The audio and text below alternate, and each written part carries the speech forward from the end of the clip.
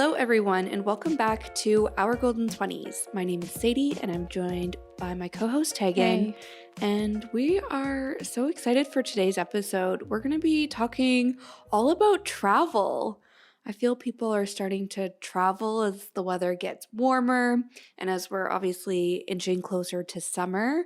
Also, just with, I don't want to say COVID calming down because it's like an all on COVID rage in Toronto right now. But I feel like, as we get used to living in the pandemic, people are starting to feel more comfortable traveling. Mm-hmm. And this is a topic on a lot of people's minds. Yeah, and I think a lot of places too are dropping travel restrictions. So I know a lot of people have been waiting for that. Like in Canada, I think they've dropped some of the restrictions. So it's definitely, I've seen lots and lots of people start traveling than I have in the last 2 years in the last 2 months. So Yeah, 100%. I feel like it was like our spring break for our American listeners is like March timing. mm-hmm. And that's often like we call it like March break or reading week for like college, university. That might be more like February, but I think I saw something that was saying how this past March break was the busiest Pearson Airport in Toronto has been since before the pandemic, and it's been kind of nonstop ever since. So people are definitely getting back out there. Like you said, Tag, I'm seeing it all over my Instagram, and I'm getting extremely jealous since I don't have a trip booked or a big trip booked. Yeah. But I feel like this episode will cure some of my wanderlust. We're going to be talking about how to pick where to go on vacation, some budgeting or how to travel on a budget, Yep. some budgeting tips when traveling, as well as some solo travel tips for women, because I think everyone's itching to travel right now and it can be hard to like coordinate with friends and whatnot, but Yeah. that shouldn't be what holds you back from traveling. So we're going to touch on that, as well as some packing and just general tips as well. So packed agenda for today, but maybe let's start, Tag. Where are some of your favorite spots you've traveled to before? My favorite, I think, place I've ever traveled to is Hawaii. And I've been there 3 times, and I'm going back a 4th for my honeymoon. And it is just the best if you're into the tropical vacation vibes. It's the same weather every day and sunny and really lovely. So that's the top of my list. But I also wanted to shout out Cuba because for obviously, if you're an American, you probably haven't been there because it's really hard for you to get there. But for Canadians, it for a long time was like the cheapest all-inclusive destination you could go to because Americans couldn't visit. And it's another place that's really, really beautiful. Like the beaches are really nice. And it's also got like a really interesting culture there just because of its history. So I wanted to shout out Cuba as like a cheap alternative. I also love New York City, obviously. And I love in the summer in Canada heading up to Muskoka. It can be nice. Even in the summer, doing some vacations and going to music festivals in upstate New York can be really nice because it kind of reminds me a lot of Canada. And I also love Disney World, and I'm going to Disneyland on my honeymoon. I don't want to say I'm a Disney adult, but it has a very special place in my heart. And I think I've been to Disney World like maybe 6 times. And so, girl, I love Disney too. Yeah. I feel you're embarrassed to admit that, but I don't think you should be. Yeah, Like I I should feel embrace like it. first of all, 6 times, that's impressive. Also, I feel like if you're somebody who grows up watching Disney movies, like that's with you for life. Yeah. You know what I mean? Like you don't outgrow Disney. Yeah. If it's like part of your childhood. Yeah. So it makes sense. Yeah. Checks out. And I think it's because I went so much as a child. Like, so it has it's like very nostalgic. Yeah, it has those memories associated with it. It's not just that I'm like, I love Disney as a grown woman. Yeah. Yeah. Girl, we love that for you. Yeah. Thanks. What about you? Yeah. So my favorite places are all cities. And fun fact is that I've never actually done an all-inclusive resort before. Mm. I'm also not really like a beach person. Like I am in the summer, like local beaches, love that, but I Mhm. would never just book a vacation and go lay on a beach for a week because I would just sunburn, I would get heat stroke. It would not be a fun time for me. So I love to explore different cities and do that sort of trip. So top of my list, I'm kind of torn. I would say New York City or London, England. Mhm. I went to London before I went to New York, and I was like, this is my favorite city in the entire world. And it was actually one of my first trips in high school, and Mm. I loved it so much. I went back to London a second time with one of my friends. And again, I loved it so, so much. But then I started going to New York, and I feel like I love New York so much because it's accessible and like Right. easy to go to. So I feel like I maybe like it more than London just for that reason. Like it feels more achievable. Yeah. But I love just like both of them. They're just such great cities, and I just love the vibe in both of them. I also really love a little bit more locally Montreal. I've shared, I think, multiple times that my sister lives in Montreal. My other sister lives just outside Montreal, and I try to go visit like twice a year. And every time I go, I just fall more and more in love with the city. Like, it's just kind of that, like, I don't know, a little bit more like European feeling than Mhm. Toronto is, and just like so cool and artsy and beautiful. So I definitely love that.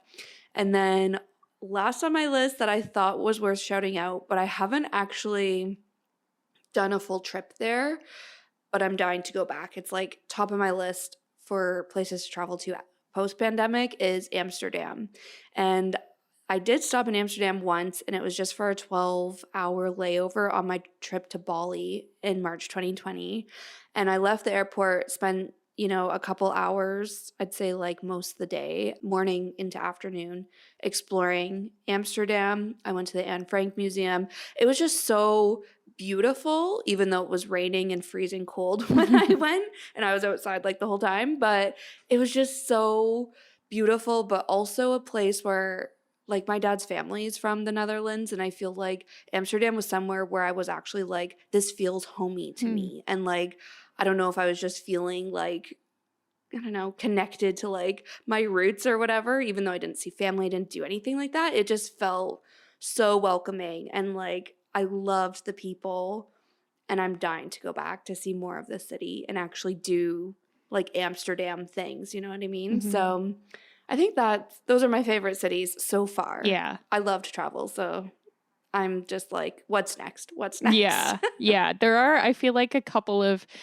key places that I'm like, I want to go and just haven't had the chance. Like, I've never been to LA, even though, like, I love movies and I love TV shows. And I'm like, I just need to book a trip there. And then I can do like all of the Mhm. like most touristy things and go and see all of the Hollywood stuff. But there's like 5 cities I could put on a list of like, these are places I just know I'll love if I get there, but I haven't been there yet. But Yeah. one day. Yeah. Well, maybe speaking of that, and speaking of how, we're starting to think about, okay, what is on this list of places to go? Where do we start, kind of thing? Yeah. So, Tag, what would you say is the first thing you think of when you start trying to pick where you want to go on vacation? Yeah, I think for me, the number one thing is kind of like deciding on a theme of what we want like the vacation to be.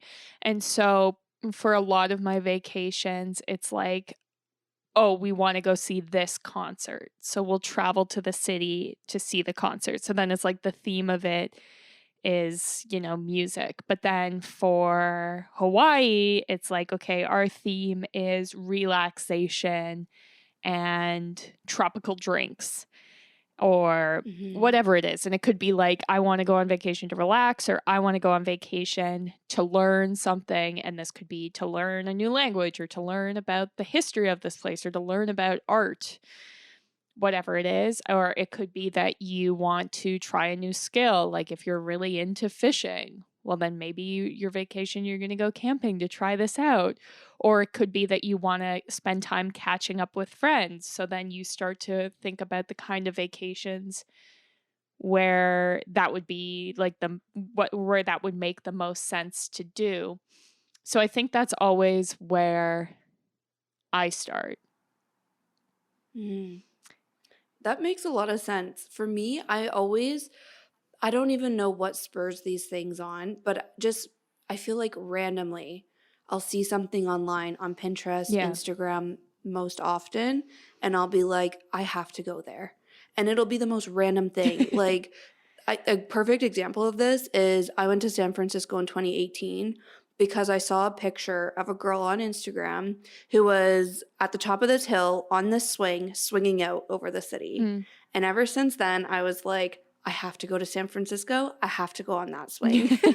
And then sure enough, I planned a trip to San Francisco, but it was all because I saw this one swing like in this random spot. Like it wasn't even like a major attraction, nothing like that. So I don't know why. Same with, and it could be like in a little bit maybe more obvious ways where I wanted to go to Bali because I loved Eat, Pray, Love. And ever since watching that movie, I was like, I have to go to Bali. Mm. But for me, I just have this ongoing list Yeah. of places I want to go to. And I'm a crazy person, and we're going to talk about this more a little bit later in the episode. But I just start watching flights for like all these different places I want to go to. Yeah. And I feel like I know based on like what's going on in my year or whatever when I can afford a big trip versus when it'll probably just be more like around Canada or the Yeah. US, something a little bit more local. And then I'll start just watching, flights for that versus when I know I can start watching flights for bigger trips and whatnot.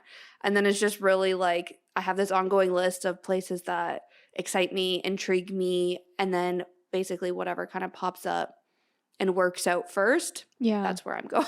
Yeah. Yeah. I love that. And I feel like, yeah, it's funny because I'm such a planner, but I feel like my trips all start very spontaneously. Mhm. And when I book them, I feel very impulsive every time. Yeah. But then once it's booked, then I get into like planner mode and like, really do my research and like know what I'm going to do while I'm there. But to kick it off, it's really just gut feeling. Yeah. Randomness. I don't know. Yeah. Well, I think that's a good point too, is that it's maybe like when you're trying to decide where to go, you can kind of be impulsive and be like, hey, this looks cool. I want to go there. And then it's like that's at the point where you can maybe look into more of the details about like what's the temperature like? How Yeah. busy is this destination? If you want a relaxing vacation, don't go to Hawaii on Golden Week, or what's the cuisine like? What are the drinks like? How safe it is? And then you like once you figure out those details, you can then figure out how it is you're traveling. So are you going to do it solo? Are you going to do it with your boyfriend, girlfriend? Are you going to do it with a friend or a group of friends? And yeah, it's like those are the details that I think come next. Yeah, for sure. And I really think too, like if you're traveling alone or with somebody, that can also influence where you're going because obviously some places are safe to do on your own, but others aren't so safe, especially as a woman. So you should, probably travel with somebody. So, that can also influence where you're going. Another big thing I think influences it for me is how much time off I have left at work for the year, or how much time off does this trip actually require me to take. And obviously things like Montreal I can do in a long weekend versus things like Bali I had to take 2 solid weeks off because it took me 2 days to travel like there and back. There's a time difference, so the jet lag, when I come back I'll need some time to adjust. Like all of these sorts of things can also really influence where you're going. And this is like the less fun side as well, but just in like I want to make sure I say a big thing too, like the world is obviously crazy right now with obviously the pandemic and other political things going on, where make sure you're also checking travel advisories. Like I know I was like, I watched Eat, Pray, Love, so I wanted to go to Bali. Like everybody probably feels that way. But B, like, okay, that's great, but is that actually realistic and achievable? Especially throw in like a global pandemic where things are changing all the time. Yeah. So once you have kind of thought of where you want to go, I would recommend checking out travel advisories for that country. And for us in Canada, if you go to travel.gc.ca, and then I think it's /traveling/advisories, you can see literally every country, Mm-hmm. how safe it is for Canadians to go there. So right now, for instance, Russia, it's a do not travel. All of, like Yeah. Russia's allies do not travel. But then there's other countries that when I clicked into it, I was like, why is this? I was just researching, like looking prior to this episode. And it's like, why is it this way? And it could be just due to COVID cases and whatever. Yeah. So also that can really influence where you're going and who, like we were saying, who you're traveling with. Yeah, exactly. And I think it also maybe is a good point to say that travel insurance is always good to have. Mm-hmm. Like I remember in high school, I had a trip booked to visit Egypt and I had travel insurance. And at some point they had like a revolution when I was planning and paying for it. Mm-hmm. And the travel advisory changed that was like Canadians should not visit Egypt at this time. But because I had the insurance, I could just get my money back. Whereas if I didn't, it's like you Totally. then have to make the choice. Do you just eat this cost or do you go to a place that you know is unsafe for you? Which obviously is a Mm-hmm. bad situation to put yourself in. And travel Yeah. insurance is like pretty cheap, all things considered. Yeah. Like I remember like Exactly. when I first, went off my like dad's payment or his insurance and had to get it for myself. And I was like, this is so much cheaper than I expected it to be, considering how Mm, like important it is. So yeah. yeah. Especially in like today's climate, you know what I mean? Where Yeah. things literally change So overnight. fast. Yeah. Yeah. Yeah. I also think this is more so for like bigger destinations, like if you're going somewhere in Asia, even I don't know so much about Europe, but maybe for Canadians and Americans it would be different, but double checking like visa requirements, Yeah. vaccinations, so that could mean your COVID vaccines, but it could also mean other vaccines for visiting these countries. So Yeah. when I went to Bali, I had to get I think like 3 different shots in like a certain amount of time Yeah. before I left. So all of these things, like they're kind of, I guess, the less glamorous part of picking a destination, the less fun part. But if you have to have a visa or like Yeah. certain vaccinations to go, that's really going to influence where you're going if you want to travel at a specific time. Like maybe you don't have enough time to get all your ducks in a row before you make that trip and it won't work out or whatever. So all things to definitely take into consideration. Yeah. So I think the next thing we can talk about, obviously, if you've done all this decision making, you're like, okay, I want to go to, maybe you've narrowed it down to like 2 or 3 places. I think the next thing to consider is your budget. And that can be a big decision factor, I think. Like there's a big 100%. difference in budget between traveling to Hawaii versus traveling to Cuba or traveling to New York City versus traveling to London. And Mhm. I do like, obviously, if there's a place that you're like, I need to travel here, we have episodes in the past about how to prioritize your financials to make sure you're saving for that goal. But for a lot of people, I feel like it's just like, I want to travel. And so then your budget can kind of dictate, I think, where you decide to go. Yeah, that makes a lot of sense. And I feel like I'm really bad for just deciding where I want to go and being like, meh, I'll figure it Yeah, out. Like I'm me too. going and then I'll figure it out. Yeah. So that's kind of that spontaneousness, I guess. Yeah. As soon as I get that alert, that's like your flight is as cheap as it's going to get. And Yep. I book it. I'm like, all right, no choice but to figure it out. Yeah. But I think it does make sense, like you were saying, Tag, to have a savings account dedicated to travel. So Yeah. it's a little bit less spontaneous and you're not, racking up credit card bills to make this trip happen or putting yourself in debt or sacrificing your like day to day, Yeah. in order to make this trip happen. So definitely something to be mindful of. And I also think something worth mentioning is like take into account all the expenses that Yep. this trip is going to have. So that's obviously your flights, your accommodations. Those are no-brainers. Also think of course, the activities that you're going to do while you're there, the food you're eating while you're there, transit for getting around the city once you're there. That includes transit to and from the airport. So all of those things once you're there, but also everything that's going on back home. So Yeah. for instance, for me, I need to hire a pet sitter to take care of my cat when I go away.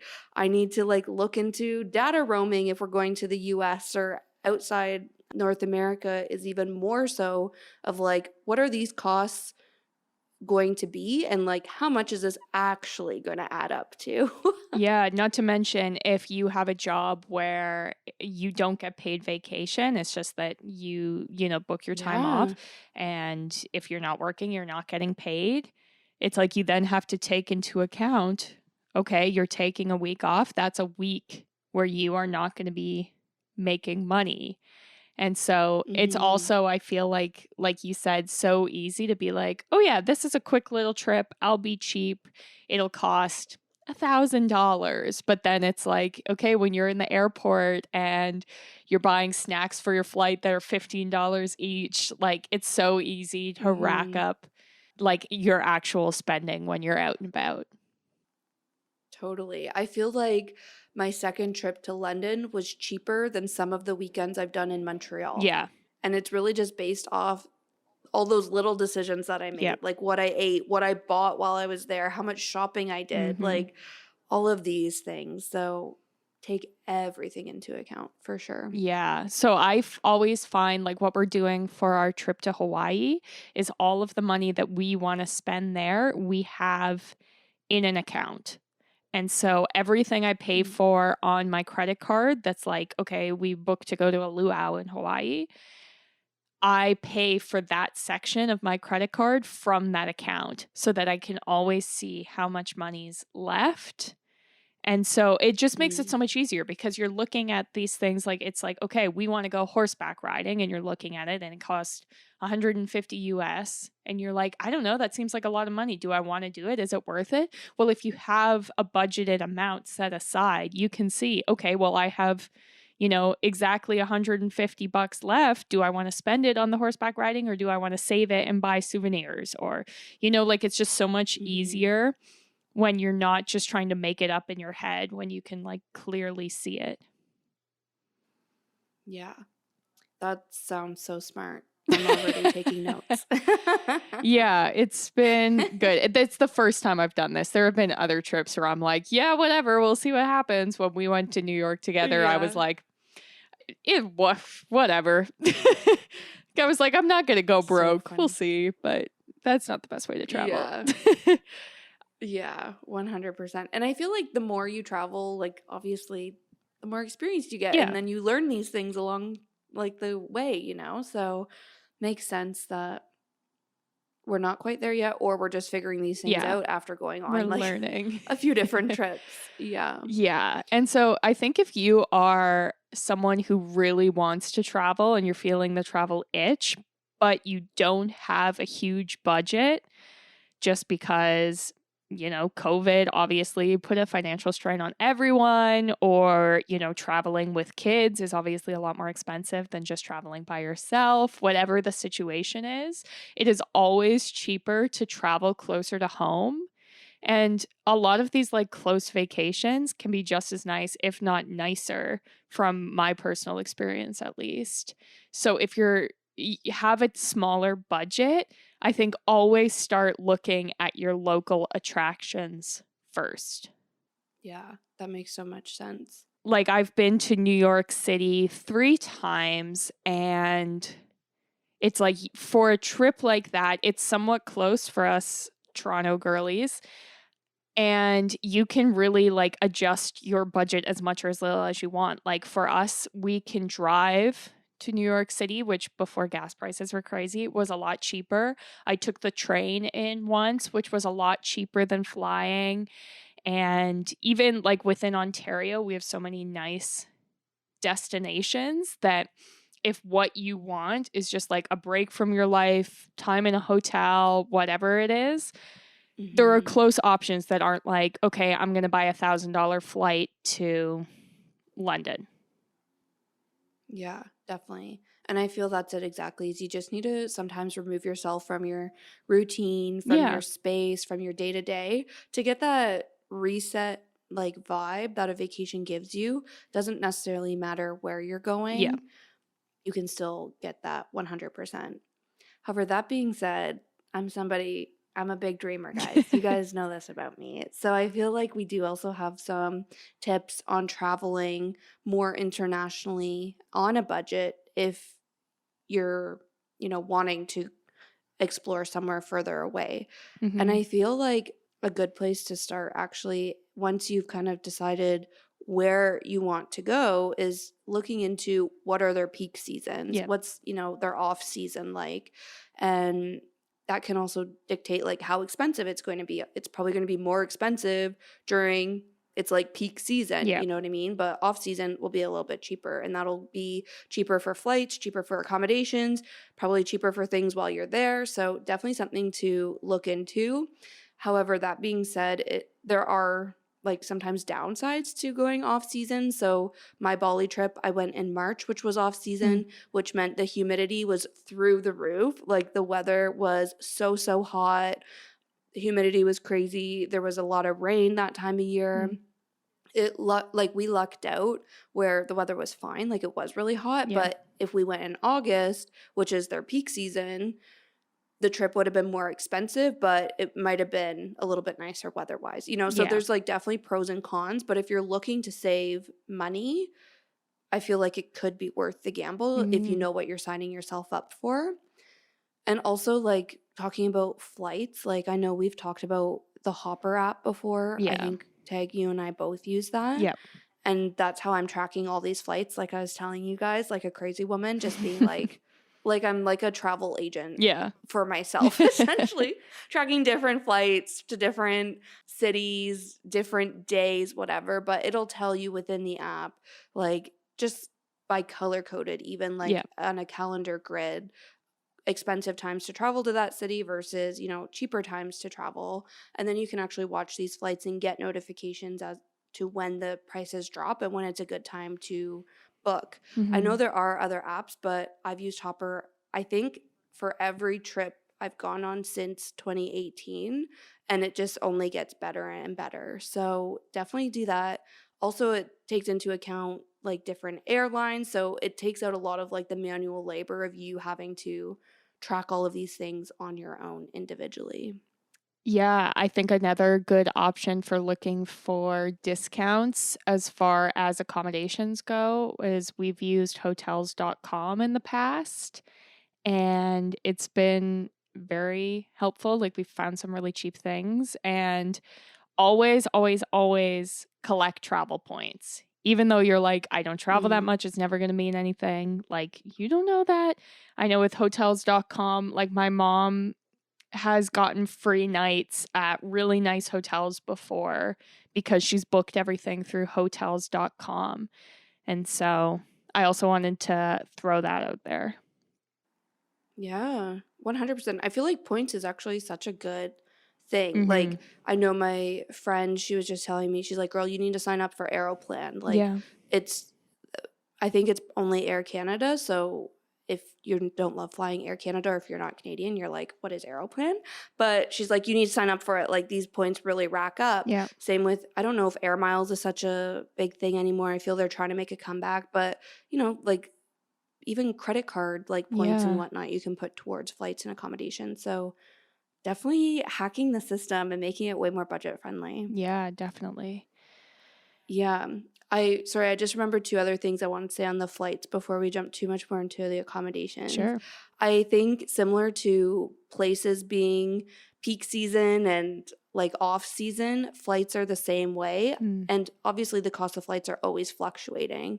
So, first of all, watching flights over a period of time, I think, can be helpful rather than being like, okay, my trip is in 2 weeks. I guess I have no choice but to book this price. Like, Yeah. I read online that your flights tend to be most inexpensive when you book them between 4 months and 3 weeks before your departure date. So something to keep in mind, and why I'm like always watching flights for like different times, because you never know when that deal will pop up.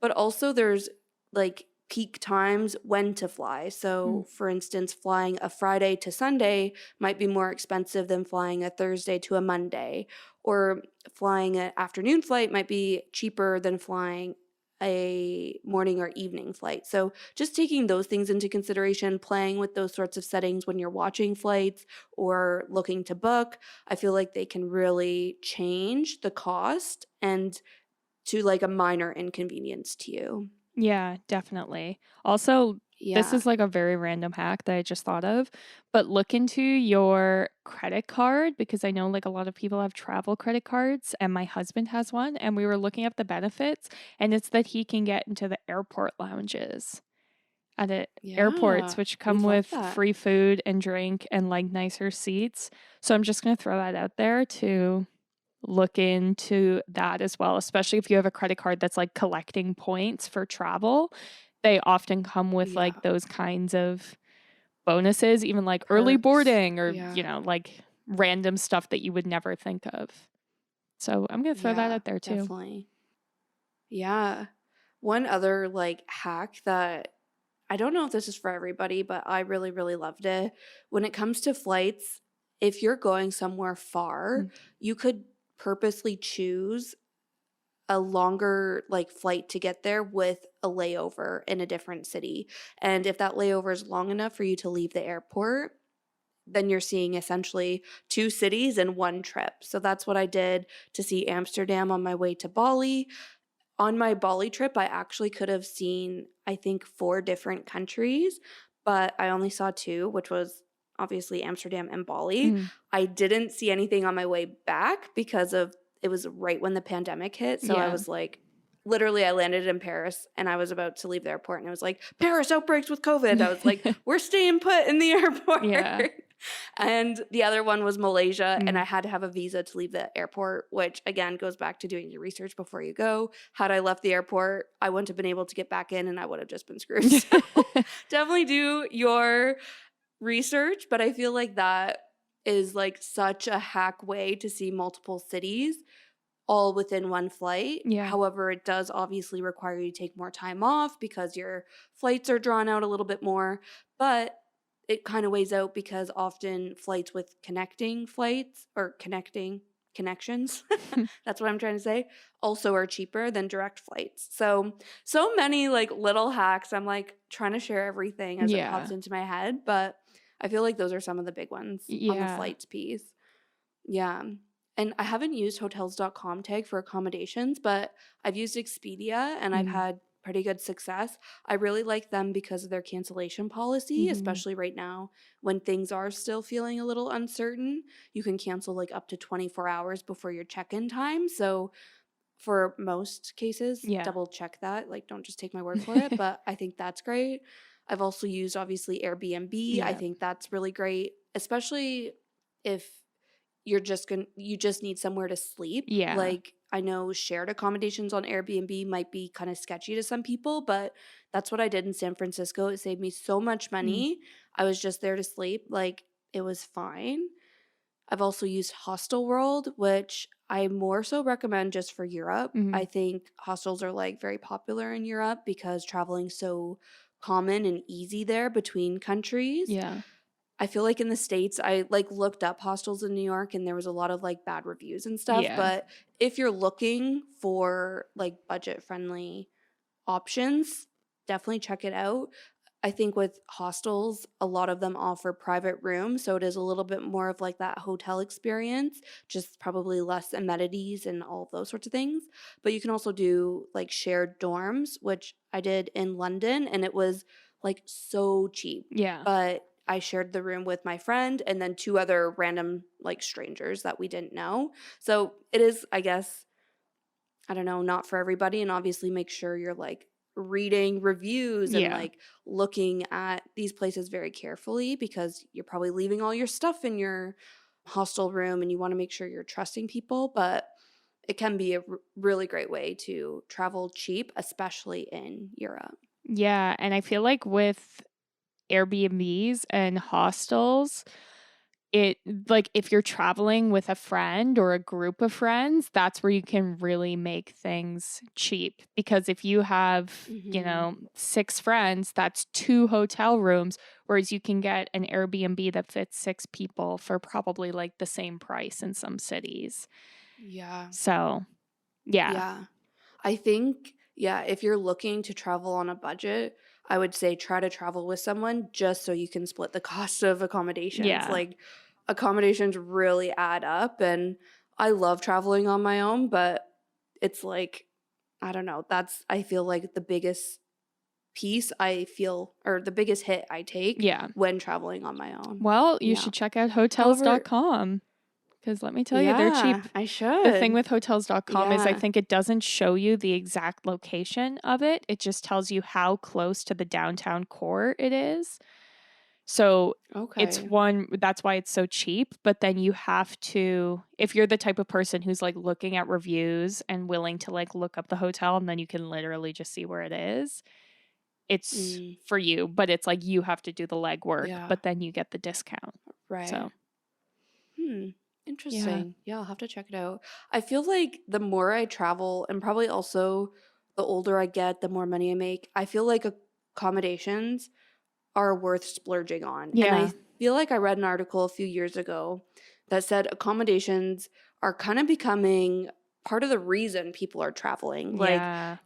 people are going to Vancouver to stay in a treehouse Airbnb, like not just to see Vancouver. Like I went to Bali. The villa was probably one of the best parts of my Bali experience. Yeah. And it was just where we stayed. Like, it can really, I guess, change your trip, or it can become like the center of your trip.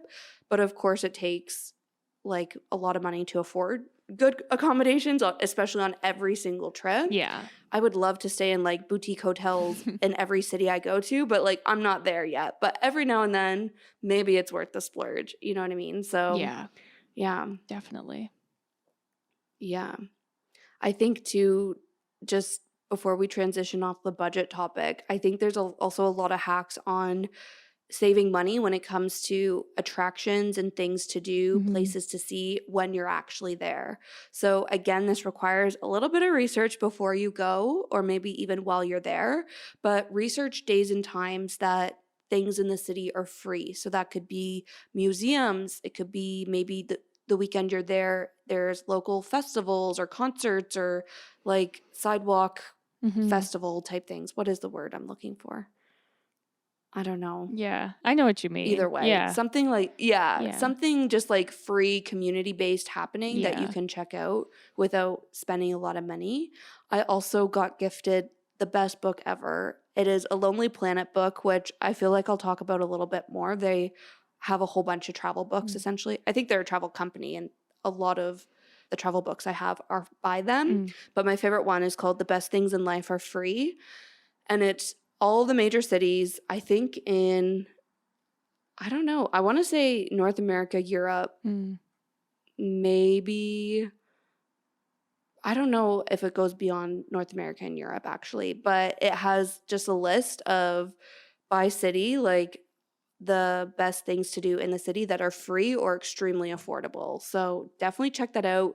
Google that sort of thing as Yeah. well. Look on Pinterest because there's probably a lot more low budget or free things than you would initially think. Yeah, I love Pinterest because I am always on there looking for happy hours because Mm, I love drinks. Like I love a nice cocktail more than a nice meal. But then it's mm. also kind of weird to like I don't know. It just feels kind of sketchier to be like searching for a good bar compared to searching for a good restaurant. But then when you're doing happy hour, it can make it like it makes it so cheap. And then if the vibes aren't good, it's like you finish your drink and go to the next one. So also look out for things like that. Like I know at least like in Hawaii when we're going, almost every single restaurant has like a happy hour that has cheap drinks and cheap snacks Yeah. and that kind of thing. So it's not Yeah. like, okay, well, I've got to eat, so I've got to like ball out and get this crazy meal. It's like if you just do like a little bit of research, you can find some really good deals. Yeah. I love that so much. Well, I think we can now maybe transition into talking a little bit about solo travel, especially for women, since that's the majority of our listeners. And because, Sadie, you've done some solo travel in the past. So, Mm-hmm. obviously, I think like the main thing that comes to everyone's mind is the priority to be safe and responsible. That's kind of like the most obvious thing, I think. And so Mm-hmm. that's why when we were talking about before being prepared and having your travel insurance and that kind of stuff is important. But doing some research before this episode, the like number one piece of advice I came across on like all these different blogs I was reading was to have your accommodation planned at the very least for your first night and to then keep that information to yourself. Because, like, yeah, Mm-hmm. you can be a wanderer and figure out everything else just by walking around that first day, but having a place where it is your safe space where you can go to and that your friends and family will know you're there, I think is key Yeah. and a good way to start a vacation. Yeah. Yeah. I think keep it to yourself, but share it with at least one friend or family Yeah. member back home. So it's like, you know, I feel like I might get a little like sucking the fun out of like this topic as we talk about solo travel for women. But I feel like there's just a lot to take into consideration and like, especially on the safety front. Yeah. So, yes, share literally like the hotel name, Yeah. address, phone number. I always give that to my mom or my sister, Mhm. like have it, even your flight details too, because, if they suddenly can't contact you for whatever reason, even if it's just your phone died and you had a Yeah. hard time plugging it in, like whatever, they can at least call the like hotel and just make sure you're still checked in, like Yeah. those sorts of things. So definitely good to have accommodations planned and then share it with a friend or family back home for Mhm. sure. But don't share it with random people Yeah. at the bar. No, no Bad idea. way. Bad idea. I think obviously like probably the second most tip I came across was to do your research ahead of time. And this like even if you're not solo traveling, you should do this. We've talked about this Yeah, kind of in the past that you should do your research on how to be respectful to the place that you're going to, but even do your research so that you totally. know what the weather's like, so that you know what the Yeah. customs are like, what the dress code's like. Like I remember planning my trip to Egypt. In Egypt there's a pretty strict dress code for women. And Mhm. it's like you better have the clothes that are appropriate for you or you can't leave your hotel. And, Mhm. same goes for power adapters. Like I've had friends who brought their straighteners, plugged it in, and it exploded and because they didn't have the power Mhm. adapter and they didn't even think that that would be an issue. So doing your Yeah, research is important. 100%. Yeah, definitely. And I think on like a bigger scale, kind of like going back to those vaccinations, Yep. also the currency Yep. and like how much cash should you have on hand? Like how much should you get out before you go? And like what is it like to get out more cash when you're there? Like have a plan for that. Again, this is me just sucking the fun out of this, but very, very serious is if you're a woman traveling on your own, especially, this is something my sister told me to do when I was traveling to Bali, and I was really glad I did it.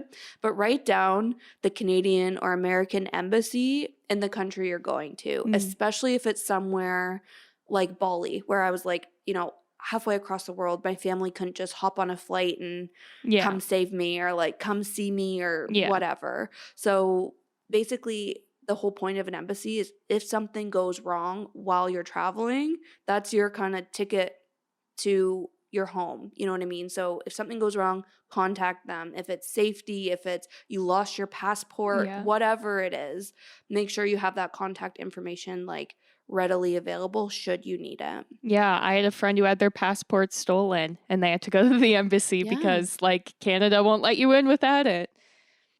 Yeah, exactly. 100%. I also think things that kind of get overlooked in the research part of the phase is things like transit or Yeah. car rentals, Uber. Like, is Uber a thing everywhere? I feel like maybe at this point, but I know something like, for instance, Vancouver. I feel Uber just became Yeah. legal in Vancouver like last year. And it was like, what the heck? Like, when I was planning on going to Vancouver, Uber wasn't a thing. And I was like, how am I going to get around? Yeah. Like, Yeah. I don't drive, you know? Also, this is kind of maybe cliche, but look into like hop on or hop off buses. It's a great way to get around the city while seeing major attractions and whatnot. So, just taking that sort of thing into account. And if you're going to rent a car, like looking into your license and like how does Mhm. this all kind of transpire once you're there. Also, on the getting around piece and safety piece kind of colliding is to download an offline map. And I think you can, I'm actually know you can do this on Google Maps. So you just kind of, it takes up a lot of storage and whatnot, but download that so you can Mm. use it without Wi Fi, without data, that sort of thing. And you can do the same thing with Google Translate, or probably there's a whole bunch of translator apps. But if you're ever like in a pinch and don't have internet, you're at least, still have these like resources available to you to get you where you need to go. Yeah, definitely. Yeah. I feel like apart from budget, finding friends that want to go to the same places as you and want to do the same things as Mm. you and can go at the same time as you, like these are the things that I feel like really hold people back from traveling. Yeah. And I feel like traveling is so great and like you really shouldn't be held back in any way. So if you're feeling that way or you haven't found a friend that you can travel with, I think especially for solo travel for women, looking into travel groups is a really great idea. There's a lot of travel groups specifically for women Yeah. and just groups of women. So look into that. Obviously, our guys are also encouraged to check out travel groups, not just for women, Yeah. but I think that's a great way, especially if you're looking at somewhere that does have high crime. Mm. I know G Adventures is a big one. I've heard kind of mixed things about it, to be honest, but I've heard some really like great stories from that. The trip I went to Bali on was on the girls' trip, so essentially I got there on my own, so Yeah. my flights and everything. But as soon as I landed, I was with a trip or a group the whole time. I don't know if I'd necessarily recommend the girls' trip. They were Toronto based startup. They've kind of shut down through the pandemic, Mhm. which maybe a lot of these travel companies have, and are just starting to ramp up again. But girls' trip was very new and it wasn't like the best experience, but I would maybe do it again. So Yeah. I don't know if I'd recommend it, but look into different groups. Or if you're still like set on traveling by yourself. So I have, like I said, traveled to San Francisco on my own completely Mhm. and then Bali with a group. When I went to San Francisco, what I really liked about that trip was it was a trip that I was doing on my own for that purpose, Yeah. like just to prove to myself I could do this, to like feel that independence. But while I was there, I booked a group experience through Airbnb.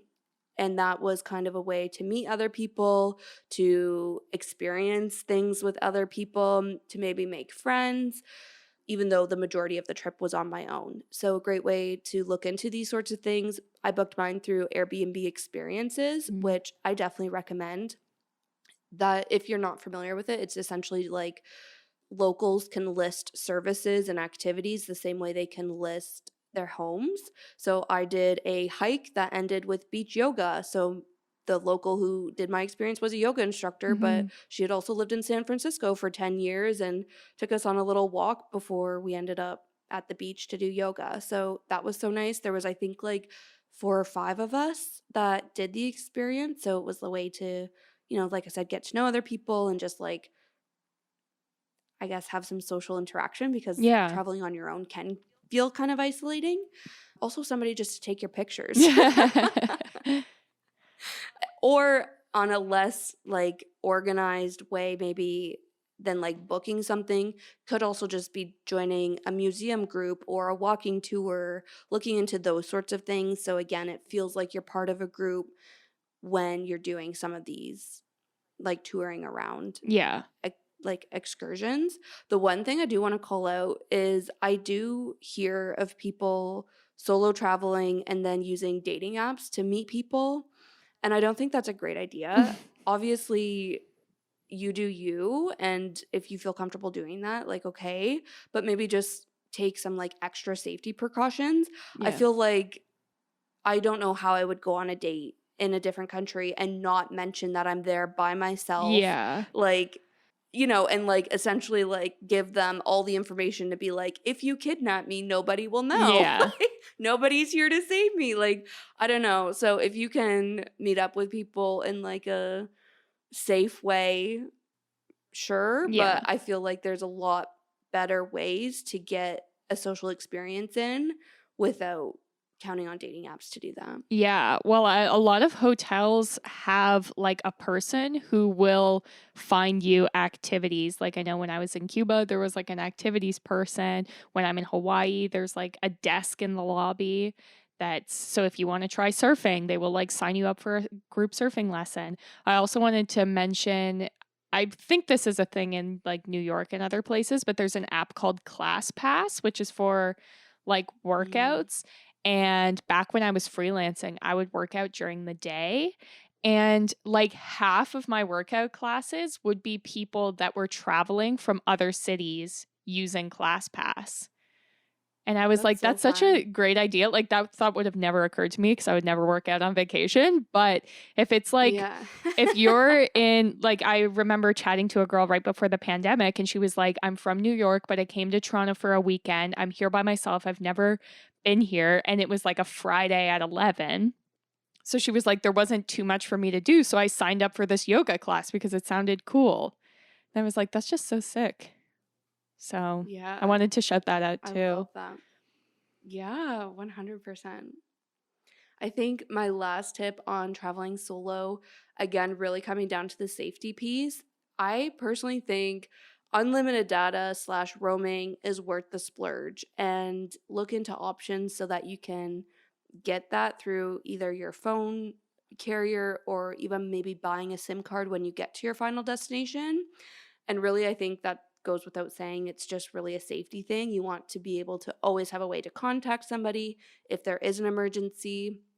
I also recommend carrying a phone charger Mm, or buying a portable battery pack and like always having that in your purse so you always have data or like internet. Yeah, I guess data, internet, same thing. But you can always contact somebody should you need to, and your phone is always charged. Like when I was in San Francisco, I know I'm saying San Francisco as if it's like some exotic place to travel by yourself, and I know that's not the case.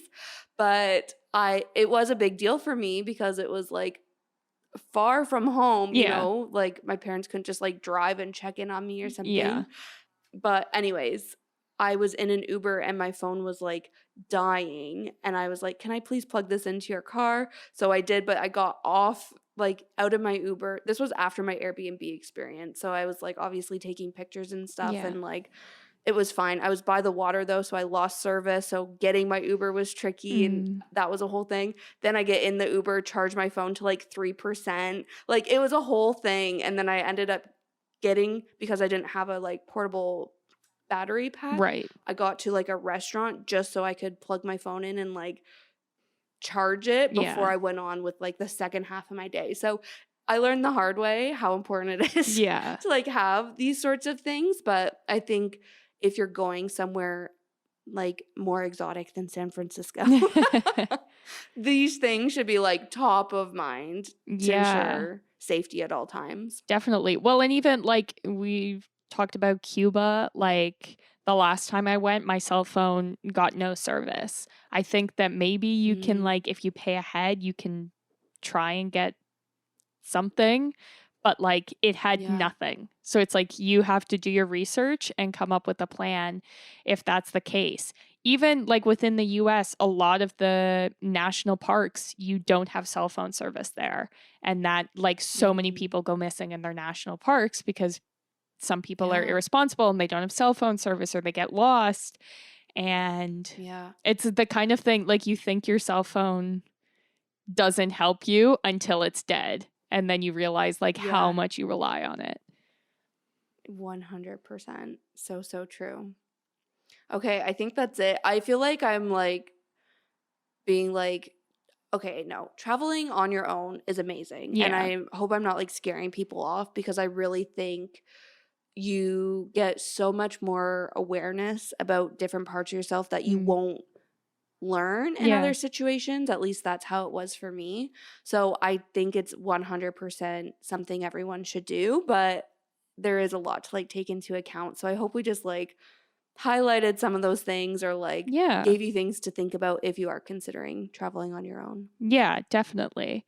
Well, I think we Yeah. can talk about maybe some packing tips to bring Yeah, up the let's do it. vibe. Yes, let's do it. So, the number one thing I wanted to say as someone who regularly checks a bag, which I feel like that's controversial nowadays. Like a lot of people don't check their bags, but I usually do. I'm the opposite. Yeah. Yeah, I never check a bag unless I have to. Yeah. I love it because I love to pack an insane amount of things.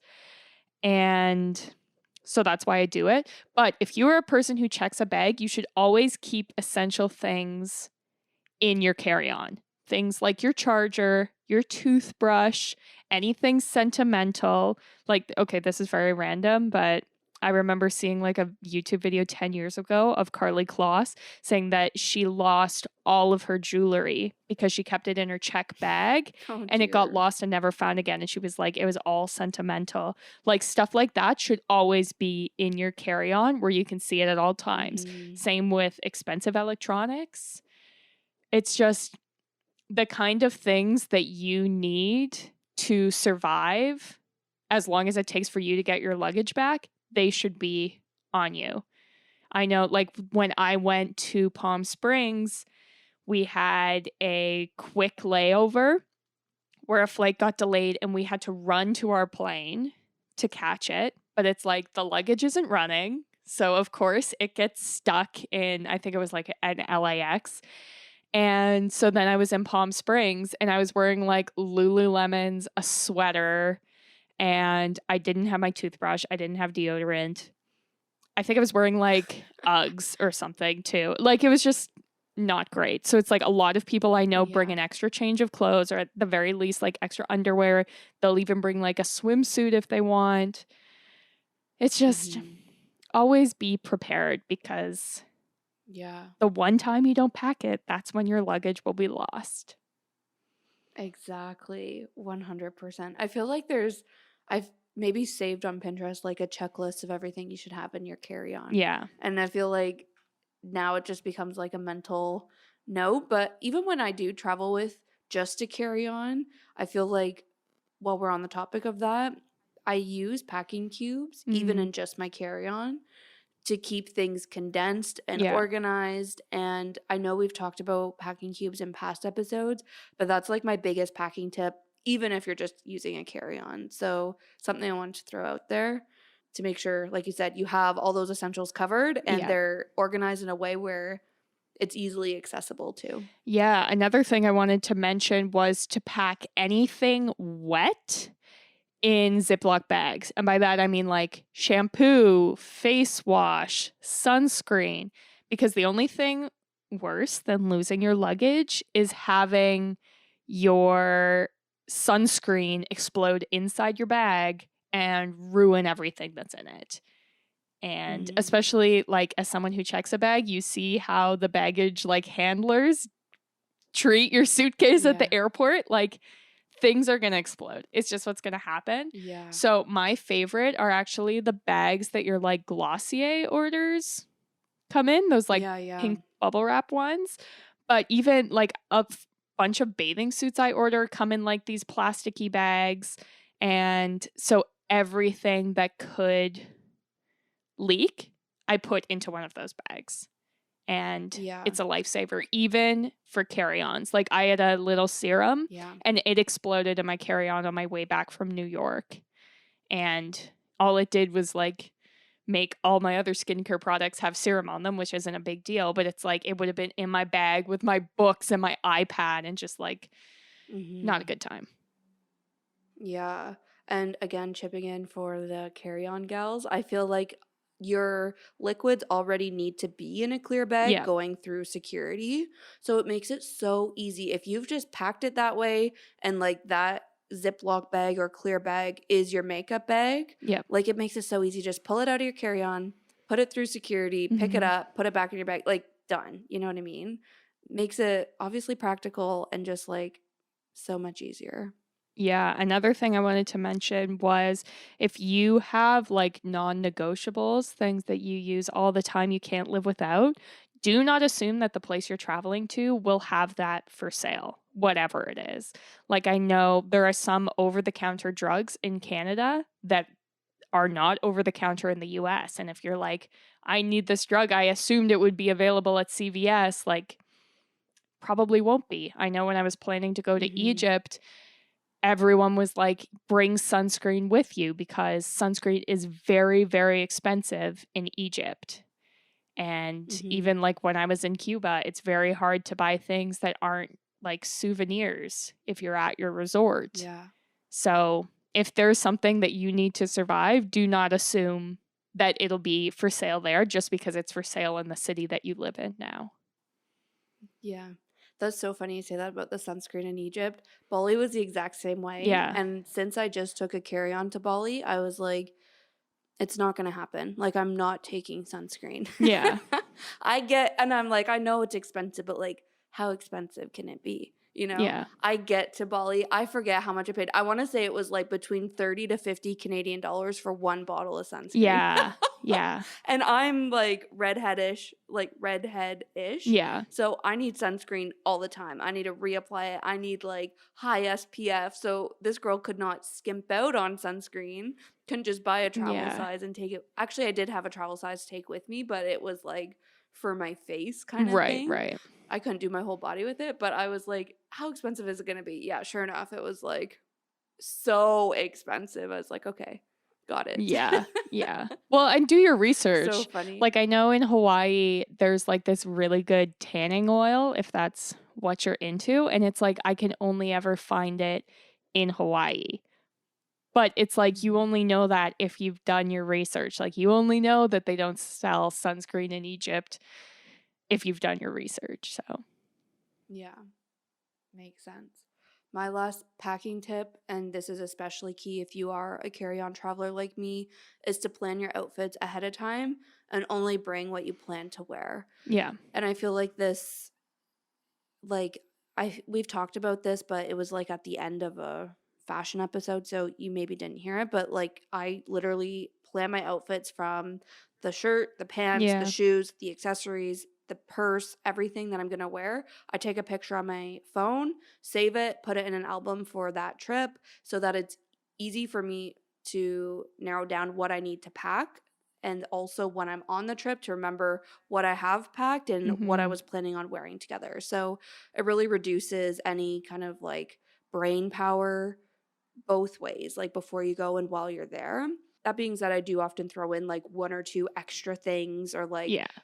staples that I can wear multiple different ways so I can switch it up if I want to, but that's my biggest tip. It also leaves lots of space in your luggage or carry on if you do want to shop while you're there. So, yeah. Yeah, love it.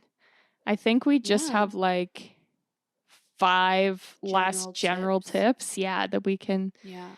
blast through. So the first thing I wanted to say, which is something that I always try to do when I'm traveling, is to try things that I can't have in Toronto. Because I feel like Mhm. when you're traveling, especially if you're tired or you're overwhelmed, your brain defaults into like, I don't know what to eat. Oh, look, there's a McDonald's. I know what I like there. I'll Yeah. just go there. Or, wow, a Cheesecake Factory. That's so easy. I'll just go there. And Mhm. I just find it so much more rewarding to try things that I can't get Yeah. here. Even if it's like something stupid. Like when I was in New York, I was like, oh my God, there's a Shake Shack here. It's like, it's not like that's some Yeah. amazing restaurant, but it's like, we don't have that in Toronto, I don't think. So, Yeah, yeah. exactly. Yeah, and like that's the whole point of traveling is to experience different cities, experience different cultures, experience different food, and Yeah. see different sights. So definitely do what you can to embrace in that local culture. I love that so much. We've also talked so much about planning, but Mhm. I think my biggest tip is to actually pin things onto a map Yeah. so that it's easy to know what you want to do, where you want to go when you're actually there. So for me, it's like pinning museums, restaurants, landmarks, all these things that I want to do on my Google map. You can also see all those things when you download it for an offline map. And I don't think, like, when we say plan, you don't need to necessarily have a day by day itinerary. Like, there can still be some spontaneity on your trip. Yeah. But I think having an idea of things you want to hit up while you're there prevents you from living or enjoys you or allows you to enjoy the moment a little bit more, Mhm. and you're not always thinking about what's next. You know what I mean? Like, I remember one of my trips to London, every time we sat down to eat a meal, we were like, okay, what are we going to do next? Oh, right. So we Yeah. weren't even really enjoying the meal. We weren't really enjoying where we were at because it was always like, okay, we need to plan what we're going to do after this. So you couldn't enjoy it the same. So definitely suggest that.